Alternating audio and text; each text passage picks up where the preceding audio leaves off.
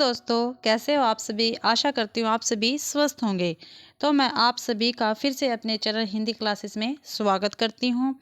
तो मैंने भक्ति काल आपको कल संत काव्य और सूफी काव्य करवा दिया था भक्ति काल का। तो मैं आज आपको राम काव्य और कृष्ण काव्य करवाने जा रही हूँ। तो हम अपनी क्लास स्टार्ट करते हैं। तो पहले क्या करते हैं हम? राम काव्य। तो राम काव्य के क्या आता है, किस में आता है? रामावत संप्रदाय के अंतर्गत आता है राम काव्य। तो रामानंद जी है, उनके कितने शिष्य थे? 12 शिष्य थे। कितने थे रामानंद जी के शिष्य? 12 थे। ठीक है, उन 12 के नाम देखते हैं।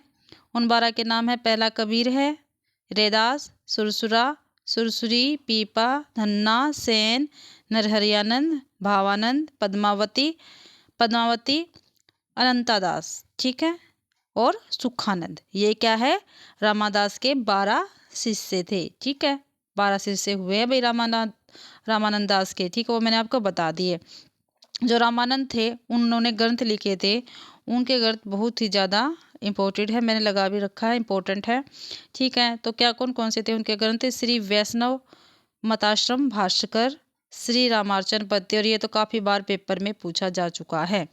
ठीक है, आगे भाई राम रक्षा स्तोत्र, हनुमान आरती। ठीक है, हनुमान आरती किसने लिखी है? रामानंद जी ने लिखी है। और राम रक्षा स्तोत्र भी रामानंद जी ने लिखा है। ठीक है, आनंद भाष्य रामानंद का है। योग चिंतामणि भी किसका है? रामानंद जी का है। अगला देखो भाई, आगे देखो। देखो भाई, मेरे हाथ से लिखित नोट है, मैंने अपने हाथ से लिख रखा है इन नोटों को। तो भाई मैंने ऐसे ही लिख रखा है, बस जो मुझे समझ में आता है तो मैं आपको समझाने लग रही हूँ। ठीक है, इसको कैसे पढ़ना है। देखो भाई, रामानंद है, फिर रामानंद के बाद उनके शिष्य अनंतानंद, फिर उनके बाद कृष्ण पहरी है। ठीक है, कृष्णदास पहरी, सॉरी, कृष्णदास पहरी है। ठीक है, फिर उनसे ही क्या है, दो उनके शिष्य हुए, अगरदास हुए हैं और किल्हनदास हुए हैं। अगरदास, ठीक है, फिर अगरदास का शिष्य कौन है? नाभादास है। ठीक है, नाभादास का गुरु किसको माना जाता है? अगरदास का। ठीक है, और इनको अगरदास को अगरजली भी कहा जाता है। और कृष्णदास पहरी के 2 शिष्य हैं, अगरदास और किल्लनदास। ठीक है, और कृष्णदास है जो पहरी है, उनके गुरु का क्या नाम है? अनंतादास। और अनंतादास के गुरु का क्या है नाम है? रामानंद। फिर देखो भाई, रामानंद दास क्या थे? इन्होंने भक्तमाल की रचना की थी। ठीक है, देखो ये जो मैंने लिख रखा है ये काफ़ी बार पेपर में पूछ लिया जाता है, ये इम्पोर्टेंट है। ठीक है, तो आप सभी प्लीज़ कृपा करके प्लीज़ ध्यान से इसको देखना। ठीक है, देखो, गलता राजस्थान में रामानंद की गद्दी स्थापित हुई। ठीक है, जो गलता राजस्थान है उसमें क्या है? रामानंद की गद्दी स्थापित हुई और कृष्णदास पहरी ने इसे स्थापित किया। जो कृष्णदास पहरी थे उन्होंने गलता राजस्थान में रामानंद की गद्दी को स्थापित किया। और उत्तर का तोता हरि भी कहा जाता है। और जो ये गद्दी है, ठीक है, जो रामानंद की, इसको उत्तर का तोता हरि कहा जाता है। याद रखना भाई, पेपर में पूछ लिया जाता है ये काफ़ी बार। ठीक है, आगे है हमारा रसिक संप्रदाय। ठीक है, रसिक संप्रदाय में कौन है? अगरदास जी है। ठीक है, जिनको जानकी की सखी भी कहते हैं। जो अगरदास जी है उनको जानकी की सखी भी कहा जाता है। और एक किस संप्रदाय से है? रसिक संप्रदाय से है अगरदास जी। अगरदास को जानकी की सखी भी कहा जाता है। उसके बाद है रामचरण दास, स्वसुखी संप्रदाय से है ये। किसे? स्वसुखी संप्रदाय से रामचरण दास। फिर है जीवाराम, ये है तत्सुखी संप्रदाय से। ठीक है, आगे भाई तुलसीदास। ठीक है, इनको कौन नहीं जाता है, तो बिल्कुल मोस्ट इम्पोर्टेंट है। ठीक है, तुलसीदास जी का जन्म देखो भाई, तुलसीदास का जन्म 1532 ईस्वी में हुआ और 1623 ईस्वी में इनकी मृत्यु हो गई। ठीक है, असंवत में 1680 में इनकी मृत्यु होती है। ठीक है, माइनस करके मैंने बता रखा है, आपको पता है ना, जब संवत में से 57 को माइनस करते हैं तो हमारी ईस्वी आ जाती है। ठीक है, तुलसीदास के पिता का क्या नाम था? आत्मा दुबे, माता का हुलसी और गुरु का नरहरियानंद।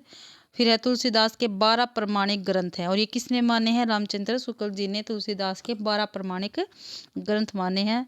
इनको ध्यान से देखना, और मैंने इनकी भाषा भी साथ में लिख रखी है।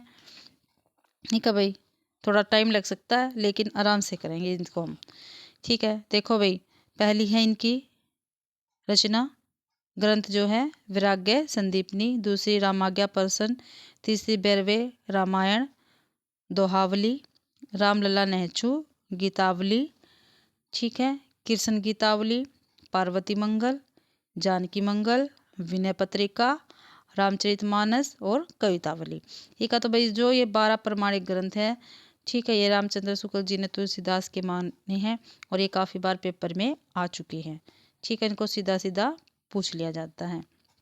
तो भाई देखो पेपर में क्या पूछा जाता है, ये पूछ लेते हैं पार्वती मंगल की भाषा क्या है, ठीक है, और क्या है रामचरितमानस की भाषा क्या है, बैरवे रामायण की भाषा क्या है, गीतावली की क्या है, कवितावली की क्या है, ठीक है।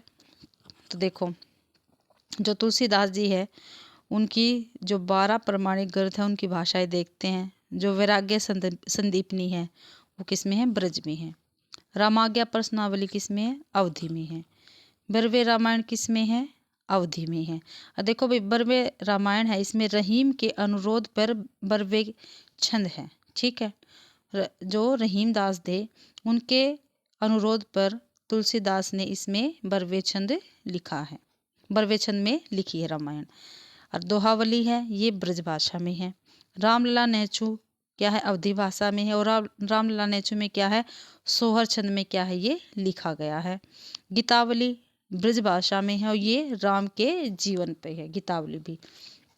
आगे है कृष्ण गीतावली, ये क्या है, ब्रज भाषा में है और ये कृष्ण जी के जीवन पर लिखी गई है। आगे है पार्वती मंगल, ये क्या है, अवधि भाषा में है।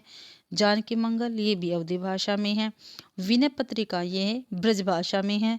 रामचरितमानस ये अवधि भाषा में। और कवितावली क्या है, ये कवितावली को क्या कहते हैं हम, कवित रामायण भी कहते हैं और ये ब्रज भाषा में है। और इसमें देखो जो हनुमान बाहुक है, काफ़ी बार पेपर में आती है हनुमान बाहुक, वो क्या है, वो क्या है, इसमें कवितावली का ही अंश है, ठीक है, हनुमान बाहुक। और कोई कोई विद्वान तो हनुमान बाहुक को ही तुलसीदास का लास्ट अंतिम ग्रंथ मानता है, लेकिन अंतिम ग्रंथ क्या है, कवितावली है, ठीक है। हनुमान बाहुक क्या है, कवितावली का एक छोटा सा अंश है। देखो भाई ये जो 12 रचनाएं हैं, ठीक है, इन 12 रचनाओं की मैंने जो भाषा याद की है वो देखो भी ऐसे की है। 6 तो इसकी 6 तुलसीदास की जो प्रमाणिक ग्रंथ है वो तो है, 6 तो है भाई अवधि में और 6 जो है वो ब्रज भाषा में, किस में है, ब्रज भाषा में है। तो मैंने कैसे याद की, जिसमें राम और मंगल आता है, ठीक है, राम और मंगल आता है वो तो है अवधि भाषा में, ठीक है, अवधि भाषा में है, ठीक है। और सारी कितनी है, और वो जो है वो ब्रज भाषा में है। तो 6 कविताएं, 6 हमारे ग्रंथ ऐसे, 6 ग्रंथ ऐसे हैं जिसमें राम और मंगल आता है, वो क्या है अवधि भाषा में है। और 6 ग्रंथ है उसमें वो है ब्रज भाषा में। तो आप जिसमें राम और मंगल आता है वो याद रख लेना, वो अवधि भाषा में, और बाकी क्या है सारी ब्रज भाषा में है। देखो अब देखते हैं वैराग्य संदीपनी, देखो इसमें राम नहीं आता, ये किसमें, ब्रज भाषा में। अब देखो राम आ गया प्रश्नावली, तो इसमें राम आ गया, तो किसमें आ गया, होगी अवधि में। अब देखो बैरवे रामायण, इसमें भी राम आ गया, तो ये किस में होगी, अवधि में होगी। दोहावली इसमें राम या मंगल नहीं है तो ब्रज भाषा में है। अब देखो रामलला नेछु, राम आ गया, ये भी क्या है, अवधि में है। गीतावली में राम या मंगल नहीं है तो किसमें है, ब्रज भाषा में है। ऐसे ही कृष्ण गीतावली सीधा सीधा क्या है, ब्रज में है। अब देखो पार्वती मंगल, मंगल आ गया अवधि भाषा में है। जानकी मंगल, मंगल आ गया अवधि भाषा में है। विनय पत्रिका मंगल या राम नहीं है तो ब्रज भाषा में। अब रामचरितमानस किस में है, अवधि में, राम आ गया रामचरितमानस।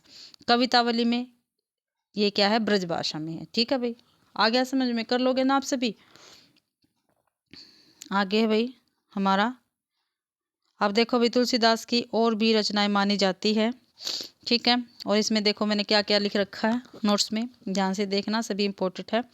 वैराग्य संदीपनी अखिल ज्ञान का सार है, इसमें जो वैराग्य संदीपनी है उसमें क्या है, अखिल ज्ञान का सार है। रामाज्ञा प्रश्नावली इसमें क्या ज्योतिष ग्रंथ है, सीधे सीधे पूछ लिया जाता है भाई तुलसीदास की ऐसी रचना कौन सी है जिसमें ज्योतिष ग्रंथ है, तो कौन सी है, रामाज्ञा प्रश्नावली। और ये जो ज्योतिष ग्रंथ है वो मित्तर पंडित गंगाराम के अनुरोध पर लिखा था इन्होंने, क्या है, रामाज्ञा प्रश्नावली, ठीक है। किसके अनुरोध पे, पंडित गंगाराम के अनुरोध पर लिखा था रामाज्ञा प्रश्नावली, और क्या है, एक ज्योतिष ग्रंथ है। आगे है विनय पत्रिका। विनय पत्रिका देखो कलिकाल से मुक्ति हेतु, ठीक है, कलिकाल से मुक्ति हेतु इन्होंने लिखा था। किसको? विनय पत्रिका, ठीक है, तुलसीदास ने लिखा था। और कवितावली का ही एक अंश क्या है? हनुमान बाहु की, मैंने आपको ऊपर भी बताया है। आगे है दोहावली में 573 दोहे हैं, ठीक है, देखो दोहावली है उसमें 573 दोहे हैं और प्लस में सोरठा है, तो वैराग्य और रामायण से लिए गए हैं। जो वैराग्य है, वैराग्य और रामायण से ये लिए गए हैं। आगे है रामचरितमानस, ठीक है, संवत 1631 या 1574 ईस्वी। जो रामचरितमानस है उसका संवत में तो 1631 आएगा और 1574 ईस्वी इसका संपादन हुआ, ठीक है। समय देखो कितने समय में पूरी हुई थी रामचरितमानस? तो 2 साल 7 महीने 26 दिन में पूरी हुई थी रामचरितमानस। काफ़ी बार पेपर में आ चुके हैं, ये ध्यान रखना, ठीक है। मैं मोस्ट इम्पोर्टेंट करवा रही हूँ आपको, ये नहीं है मैं बिल्कुल सार करवाने, बिल्कुल वही बुक में से उठा के करवा रही हूँ। मैं जो मेरे हस्तलिखित नोट है मैं वो करवा रही हूँ आपको, ठीक है। और ये सीधे सीधे क्वेश्चन हैं। आगे देखो रामचरितमानस में कितने कांड है? तो 7 कांड है, पूछ लिया जाता है ना। तो पहला कांड बाल कांड, दूसरा अयोध्या कांड, तीसरा अरण्य कांड, चौथा किष्किंधा कांड, पांचवा सुंदर कांड, छठा लंका कांड और सातवां है उत्तर कांड, ठीक है भाई। अब देखो मानसरोवर के 4 घाट, ठीक है, जिसपे ये पहली बार रामचरितमानस सुनाई गई, ठीक है। इसमें वक्ता है और श्रोता है, ठीक है। 4 घाट है, 4 घाट पे वक्ता बैठे और श्रोता बैठे। पहले शिव है, शिव सुना रहे हैं, और श्रोता कौन है? पार्वती है, ठीक है। इसमें शिव और पार्वती का संवाद है रामचरितमानस में, ठीक है। काकभूषणी और भरद्वाज जी का संवाद है, याज्ञवल्क्य और गुरुड़ जी का संवाद है, और तुलसी का और संत समाज संवाद है। तो पूछ लिया जाता है रामचरितमानस में ये 4 ऑप्शन दे के, भाई शिव का संवाद किसके साथ है? भरद्वाज दे देंगे, गुरुड़ दे देंगे, संत दे देंगे, या पार्वती दे देंगे। तो हम शिव का संवाद किसके साथ है? पार्वती के साथ है। काकभूषणी का भरद्वाज के साथ है, याज्ञवल्क्य का गुरुड़ जी के साथ, और तुलसी का संत समाज के साथ संवाद है। याद रखना भैया सभी। आगे है हनुमान चालीसा, ठीक है, ये भी क्या है? तुलसीदास ने लिखी, ठीक है। कहाँ तक लिखी है? जय हनुमान ज्ञान गुण सागर, ठीक है, ये वाली तुलसीदास ने लिखी है। आगे है मानस का हंस, ठीक है, ये तुलसीदास के जीवन पे किसने लिखी है? अमृतलाल नागर ने लिखी है, ठीक है। तुलसीदास जी के जीवन पे है, अमृतलाल नागर ने लिखी है मानस का हंस, ठीक है। देखो भाई ये मैंने लिख रखा है, जो हमारी हनुमान चालीसा है उसका जय हनुमान ज्ञान गुण सागर तो लिखा तुलसीदास ने। श्री गुरु चरण ये लिखा है रामानंद दास ने। ऊपर भी आता ना भाई, ये हनुमान चालीसा किसने लिखी है? रामानंद ने भी लिखी है और तुलसीदास ने भी लिखी है। अगला देखो कथन, देखो भाई तुलसीदास को किसने क्या क्या कहा है। पहले इससे पहले देखते हैं, रूपक के बादशाह कहे जाते हैं कौन? तुलसीदास। जो रूपक है हमारा, रूपक अलंकार, उसके बादशाह कहे जाते हैं तुलसीदास जी, ठीक है। आगे है, ये पढ़ते हैं,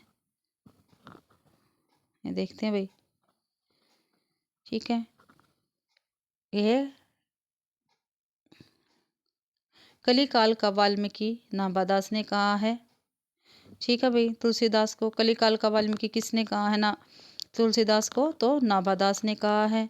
बुद्ध देव के बाद सबसे बड़ा लोकनायक किसने कहा है? गिरिशन जी ने कहा है, तुलसीदास को कहा। भाई ये तुलसीदास जी के विषय में कथन है, ठीक है। कलिकाल का वाल्मीकि नाभादास ने, ठीक है। बुद्धदेव के बाद सबसे बड़ा लोकनायक गिरिशन ने कहा है। मुगल काल का सबसे महान व्यक्ति किसने कहा है? स्मिथ ने कहा है। किसको कहा है? तुलसी को कहा है। और जातीय कवि रामविलास शर्मा ने कहा है तुलसीदास को। कविता कर तुलसी न रसे ये किसने कहा है? अयोध्या सिंह उपाध्याय हरिओस जी ने कहा है। शशि किसने कह दिया? नाभादास ने कहा है तुलसीदास को। और समन्वय का कवि किसने कहा है? हजारी प्रसाद द्विवेदी जी ने कहा है, ठीक है भाई। तो यहाँ पे हमारे तुलसीदास क्या आते हैं? कंप्लीट होते हैं। नहीं भी आगे भी है थोड़ा सा, ठीक है, ये और देख लेते हैं। बैनी माधवदास क्या था? मूल गोसाई चरित्र इनकी क्या है? ये भी क्या है? तुलसीदास के जीवन पर आधारित है, ठीक है। जो बेनी माधवदास ने लिखी है मूल गोसाई चरित्र, वो तुलसीदास के जीवन पर आधारित है। और मूल गोसाई चरित्र किसने लिखा? बेनी माधव दास ने लिखा है। ठीक है, अब देखो तुलसी चरित्र ये लिखा रघुवर दास ने। तुलसी चरित्र किसने लिखा है? रघुवर दास ने लिखा है। अब मानस का हंस किसने लिखा? अमृतलाल नागर ने लिखा है। ठीक है, और ये क्या है? एक उपन्यास है। ठीक है, आगे देखो रामचरितमानस पर 2 ग्रंथ का प्रभाव। जो रामचरितमानस है उस पर 2 ग्रंथों का प्रभाव है। ठीक है, एक तो स्वयंभू है, स्वयंभू की पौंचरियों। ठीक है, हमने अपभ्रंश में पढ़ा था ना, स्वयंभू उनकी पौंचरियों का प्रभाव पड़ा है। और माधवदास की अध्यात्मक रामायण का प्रभाव पड़ा है। ठीक है भाई, ये रामचरितमानस पर 2 ग्रंथों का प्रभाव पड़ा है। पहला है पौंचरियों और दूसरा है आध्यात्मिक रामायण।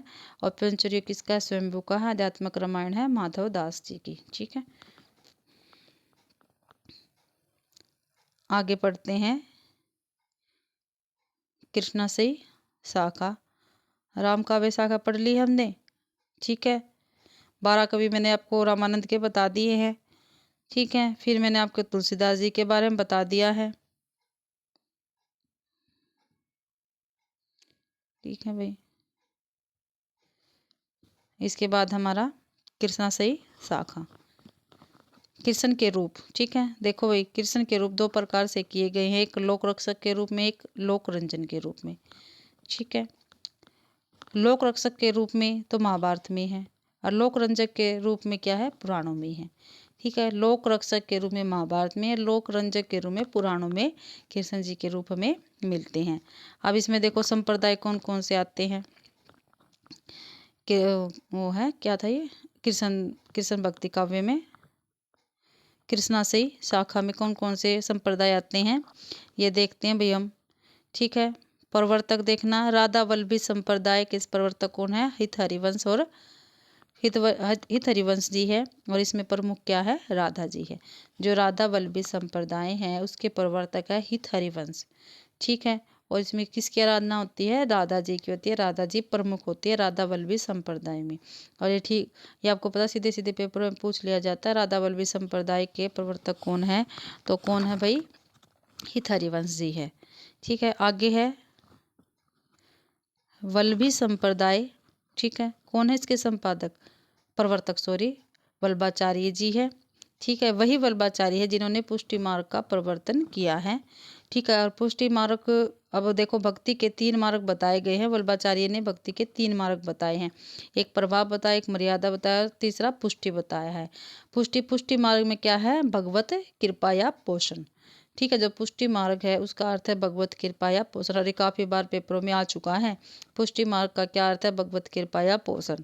ठीक है, अब देखो पुष्टि मार्ग का जहाज किसको कहा गया? सूरदास को कहा, लेकिन किसने कहा? विट्ठल दास ने कहा। ये क्वेश्चन भी हमने किया है, जो मैंने 100 क्वेश्चनों की सीरीज चला रखी है मेरे ही चैनल पर, उसकी सारी आपको वीडियो मिल जाएगी। उसमें भी क्वेश्चन आ गया। जो STTGT के मैंने पिछले PYQ करवाया, पिछले क्वेश्चन पेपर करवाए 2017 से लेकर 2023 तक, उसमें भी क्वेश्चन काफ़ी बार आ चुका है।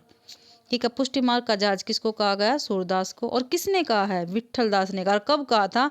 जब सूरदास की मृत्यु हो जाती है उस समय कहा है भी। ठीक है, पुष्टि मार्ग का जहाज सूरदास जी को। फिर है देखो अब वल्लभाचार्य है, और ये इनका क्या है? शुद्धाद्वैतवाद भी इनका ही है। शुद्धाद्वैतवाद के प्रवर्तक भी कौन थे? यही थे वल्लभाचार्य जी। ठीक है, वल्लभाचार्य जी के ग्रंथ है, देखो भी काफ़ी बार पेपर में आती है सीधे सीधे। पूर्व मीमांसा भाष्य। ठीक है, पूर्व मीमांसा भाष्य, उत्तर मीमांसा भाष्य, भरासूत्र भाष्य, अनुभाष्य, श्रीमद् भागवत का सूक्ष्म टीका, सुबोधनी टीका, तत्व दीप निबंध। ठीक है, आगे है। ठीक है, ये इनके क्या है? ग्रंथ हैं। किसके? वल्लभाचार्य जी के ग्रंथ हैं। कौन कौन से? पूर्व मीमांसा, उत्तर मीमांसा भाष्य, भरासूत्र भाष्य, अनुभाष्य, श्रीमद् भागवत का सूक्ष्म टीका, सुबोधनी टीका, तत्वदीप निबंध। ठीक है, ये किसके है? वल्लभाचार्य जी के निबंध है। आगे है निम्बार्क संप्रदाय, इसके प्रवर्तक कौन है? निम्बार्काचार्य। आगे है हरिदासी या सखी या टट्टी संप्रदाय। ठीक है। हरिदासी संप्रदाय भी, सखी छठी संप्रदाय भी, इन तीन ये नाम एक संप्रदाय के। हरिदासी संप्रदाय भी कह सकते हैं, सखी संप्रदाय भी कह सकते हैं, छठी संप्रदाय भी कह सकते हैं। इसके प्रवर्तक कौन थे? स्वामी हरिदास जी। ठीक है। अगला है, और ये क्या? श्री कृष्ण की वंदना सखी या सखा रूप में करते थे। सखा किसको कहते हैं? मित्र। ठीक है। जो हरिदासी संप्रदाय है उसमें श्री कृष्ण की वंदना, ठीक है, सखी या मित्र के रूप में या सखा के रूप में की जाती थी। और उसके प्रवर्तक कौन थे? स्वामी हरिदास। आगे है गौड़ीय संप्रदाय। इसके प्रवर्तक कौन थे? चैतन्य महाप्रभु। ठीक है। और इनका मूल नाम क्या है? विशंबर, मित्र, सौर और निभाई। ठीक है। और इनकी पत्नी का नाम विष्णुप्रिया। ठीक है। और ये गौरांग नाम से प्रसिद्ध हुए थे। जो चैतन्य महाप्रभु थे वो गौरांग नाम से प्रसिद्ध हुए थे। और इनका मूल नाम विशंबर, मित्र, सौर, निभाई था। उनकी पत्नी का नाम था विष्णुप्रिया। वही विष्णुप्रिया जिन्हें मैथिली शरण गुप्त के द्वारा लिखी गई थी एक कविता, विष्णुप्रिया। वो विष्णुप्रिया चैतन्य महाप्रभु की पत्नी का नाम था विष्णुप्रिया। ठीक है। आगे है अष्टशाप की स्थापना। ठीक है भाई, अष्टशाप की स्थापना कब हुई? 1565 ईस्वी में हुई थी। और किसने की थी? विठलनाथ ने की थी। और विठलनाथ कौन थे? वल्लभाचार्य के पुत्र थे। ठीक है। और इसमें कितने शिष्य, इसके कितने थे भाई? 84 शिष्य थे हुए थे। ठीक है। और इसमें देखो 4 शिष्य तो वल्लभाचार्य के थे। किसमें? अष्टशाप में। अष्टशाप का मतलब है 8। ठीक है। 8 जो शिष्य थे उस पर छाप लगा दी गई थी। ठीक है। संप्रदाय की। ठीक है। 4 शिष्य विठलनाथ के थे और 4 शिष्य वल्लभाचार्य जी के थे। और ये काफ़ी बार पेपर में आते हैं।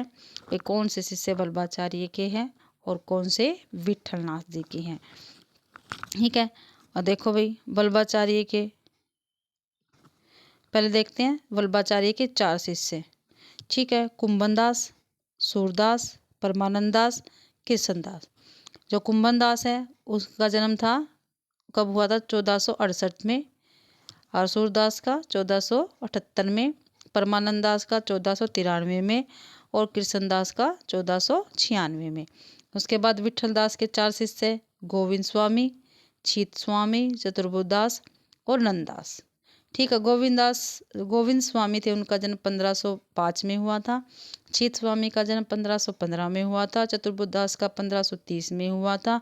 नंददास का 1533 ईस्वी में हुआ था। ठीक है भाई। और इसमें से देखो भाई पिता पुत्र कौन थे?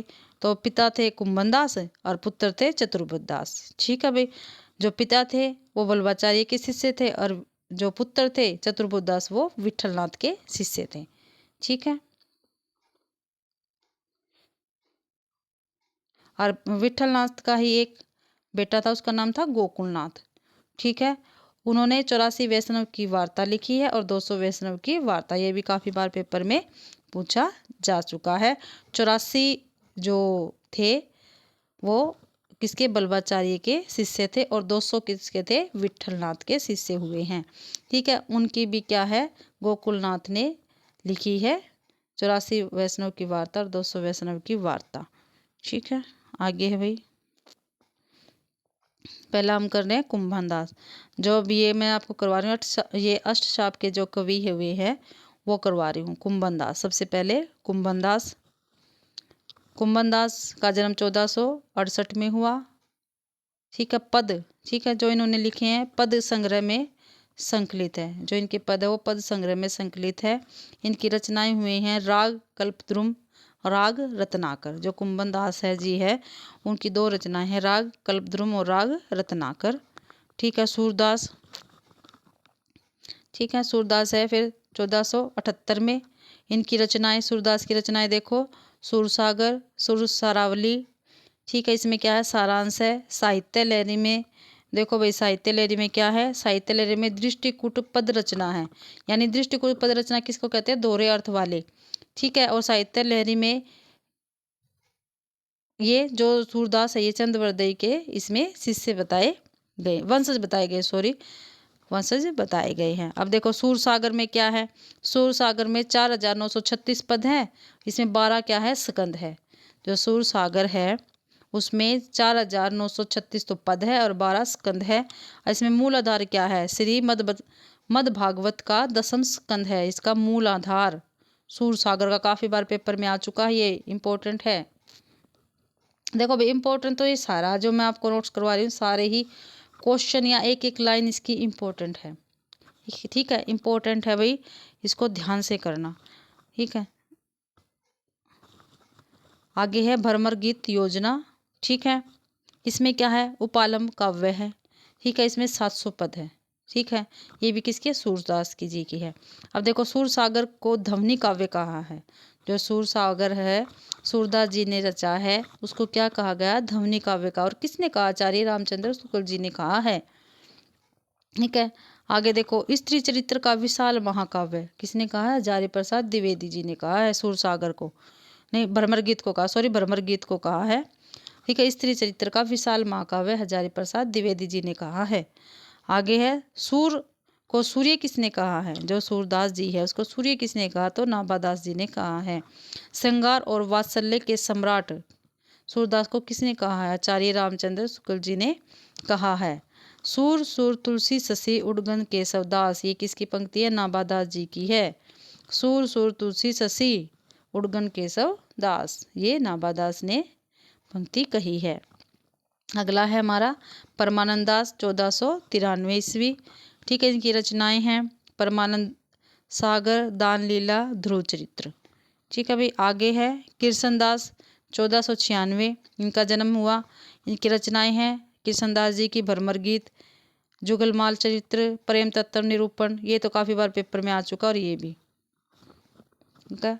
आगे है गोविंद स्वामी 1515 ईस्वी, रचनाएं हैं गोविंद स्वामी के पद, ठीक है। आगे है छीत स्वामी 1515 ईस्वी जन्म हुआ, इनकी रचनाएं हैं पदावली, उसमें कितने हैं, 200 पद है। छीत स्वामी की रचना का क्या नाम है, पदावली, 200 पद है उसमें, ठीक है। छीत स्वामी का जन्म 1515 ईस्वी में हुआ। आगे है चतुर्भुज दास 1530 ईस्वी में इनका जन्म हुआ, रचनाएं चतुर्भुज, कीर्तन संग्रह, कीर्तनावली और दान लीला। चतुर्भुज दास की रचनाएं हैं चतुर्भुज, कीर्तन संग्रह, कीर्तनावली और दान लीला।